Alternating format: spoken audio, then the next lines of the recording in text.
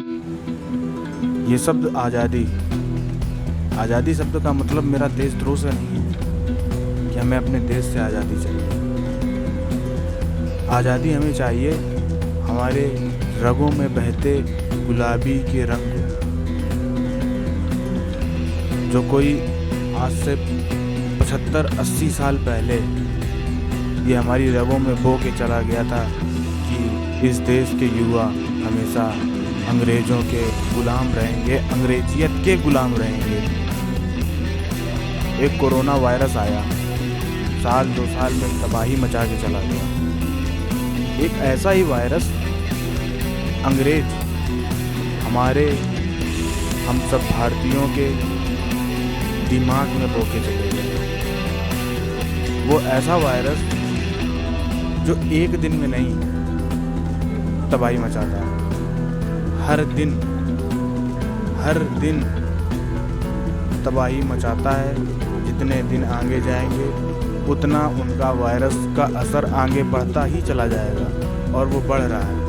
शायद है कि आज से 75 साल पहले, 80 साल पहले ये वायरस इतना नहीं था जितना आज है, और शायद उसी के गुलाम हम हैं, शायद अनुभव नहीं कर पा रहे।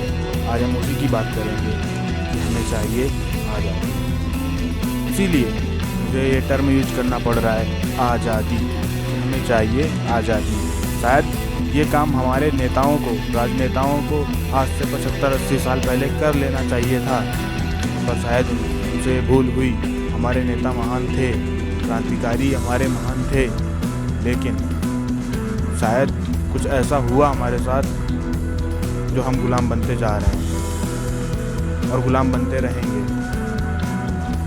वो इंसान जो 75-80 साल पहले आया और ऐसा स्लो पॉइजन हमारी नसों में डाल के चला गया, जिसका असर दिन प्रतिदिन बढ़ता ही जा रहा है, और उस वायरस का नाम है मैकाले शिक्षा पद्धति, जिसका जो मुख्य आरोपी है हमारा वो है अंग्रेजी, और इसके जन्मदाता हैं लॉर्ड बैगिंगटन मैकाले, थॉमसन बैगिंगटन मैकाले, जो लॉर्ड मैकाले नाम से हम लोग सब जानते हैं। उस बंदे ने साफ साफ अपनी किताब में लिखा कि मैं इस भारत वर्ष में चारों दिशाओं में घूमा, हर तरफ घूमा, हर एक बहुत सारे व्यक्तियों से मिला, मुझे लेकिन कोई ऐसा व्यक्ति नहीं मिला जो चोर हो, जो अपने देश से गद्दारी कर जाए, कोई बगावत कर जाए।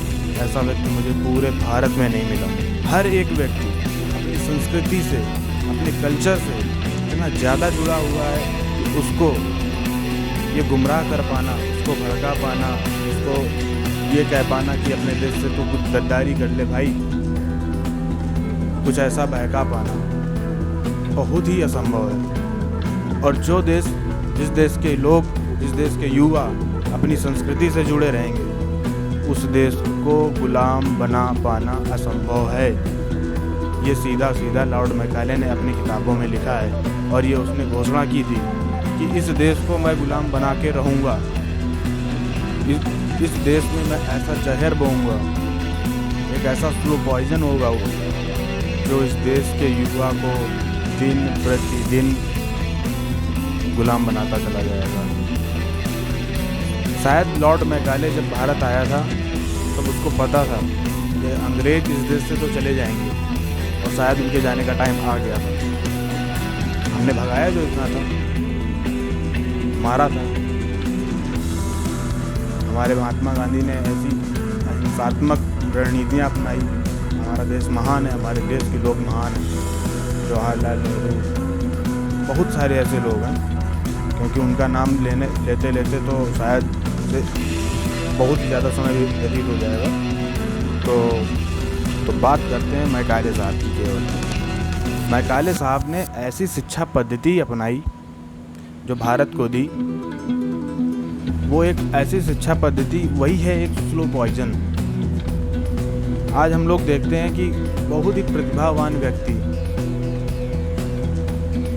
ऐसे प्रतिभावान व्यक्ति जो 100 में से केवल 1 या 2 ऐसे हो पाते हैं जो अपनी प्रतिभा के दम पे, और उनको भाषा से कोई फ़र्क नहीं पड़ता, वो लोग बाहर चले जाते हैं, अच्छी जगहों में निकल जाते हैं, अपनी प्रतिभा का बखान पूरी दुनिया में करते हैं और अपना वर्चस्व स्थापित करते हैं। इन 100 में से 98 लोग, उसमें से शायद 50% से ज़्यादा लोग सिर्फ अंग्रेज़ी की वजह से पीछे रह जाते हैं।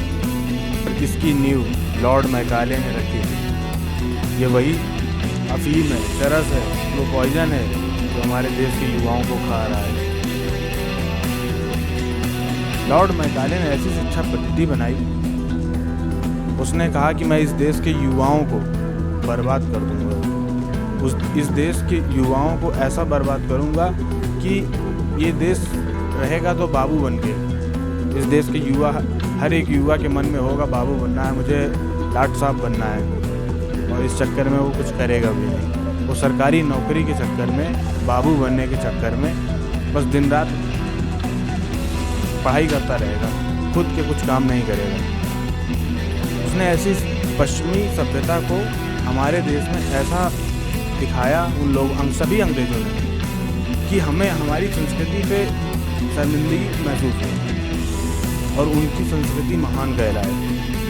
ऐसा उन लोगों ने ऐसा दिखाया, ये सारी चीज़ें उन्होंने दिखाई कि हम अपनी संस्कृति से दूर हो जाएं। और जो देश अपनी संस्कृति से दूर हो जाता है, उस देश के युवाओं को किसी भी डायरेक्शन में घुमाया जा सकता है। उसने कॉलेज बनाए, स्कूल बनाए, यूनिवर्सिटीज़ बनाई।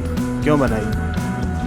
सिर्फ और सिर्फ इसलिए ताकि बेरोजगार प्रोडक्ट बनाए जा सके, और वो बेरोजगार प्रोडक्ट रोजगार के चक्कर में अपना जीवन व्यतीत कर देंगे। हाँ भाई, ये वही प्रोडक्ट हैं, ये वही कॉन्वेंट स्कूल हैं। आज़ादी के समय देश में 30 से 35 हज़ार कॉन्वेंट स्कूल बन चुके थे, और ये वही कॉन्वेंट स्कूल थे जिसकी नींव लॉर्ड मैकाले ने रखी थी, सिर्फ और सिर्फ इसलिए कि इस देश से अंग्रेज चले जाएंगे, अंग्रेजियत नहीं जाएगी, तो इस देश के युवा हमारे ही गुलाम रहेंगे ज़िंदगी भर, पीढ़ी दर पीढ़ी। लॉर्ड मैकाले ने सभी सरकारी कामकाजों में हिंदी को हटा के अंग्रेजी घुसेड़ दी, सिर्फ और सिर्फ इसलिए क्योंकि अभी ये घुस जाए कि बाद में इसको कोई हटा नहीं पाएगा, और शायद अभी वही हो रहा है।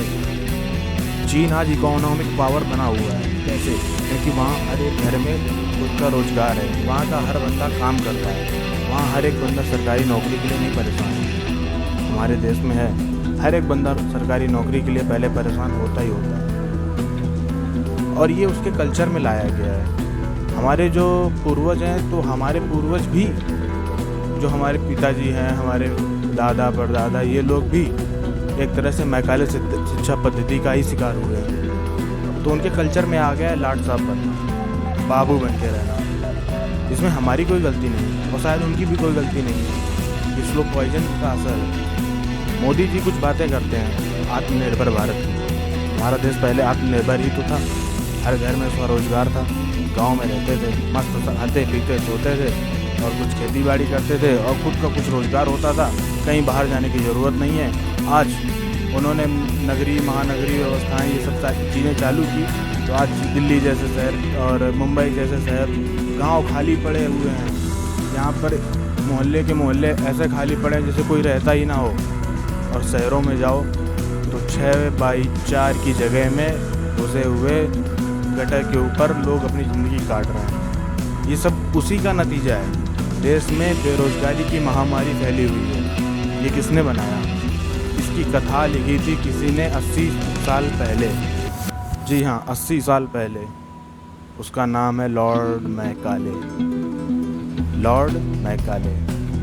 आप लोग इसके बारे में कुछ और भी पढ़िए, सीखिए और जानिए, और देश और समाज में ये चीज़ें चालू करिए। ये ऐसा मतलब सब लोग अपना सोच, अब हो सकता है कुछ लोग इसमें यह सोचें कि यार मैं सरकारी नौकरी के विरोध में बातें कर रहा हूँ कि यार सरकारी नौकरी मिल नहीं रही, या खुद से नहीं हुआ होगा, या कुछ ऐसा, तो इसलिए मैं ये सब बोल रहा हूँ। नहीं, अगर हम इतिहास पढ़ें तो हमें गुमराह किया गया है। हम मानव जाति के तो हैं, इंसान हैं, क्या कभी मानव हैं? या कभी मनुष्य बन के रहना सीखें? 2-4 मिनट बैठ के थोड़ा विचार विमर्श करिए खुद से ही कि हम इंसान तो हैं, लेकिन इंसान के जैसा रहने के लिए कोई कोशिश ही नहीं करते। दिन भर वही प्रतिस्पर्धा की बातें, वो वहाँ पे बढ़ गया, ये यहाँ पे बढ़ गया, ये छोटा हो गया, उसकी नौकरी नहीं आई, इसकी वैकेंसी नहीं आई, और या फिर कोई भी, बस यही दिन भर प्रतिस्पर्धा की बातें। ये प्रतिस्पर्धा की जो चेन आई है या जो ये बातें आई हैं, ये कौन लेके आया था? वही मैकाले साहब। तो विचार करेंगे आप लोग ज़रूर। इसी के साथ मैं अपनी वाणी को विराम देता हूँ। धन्यवाद।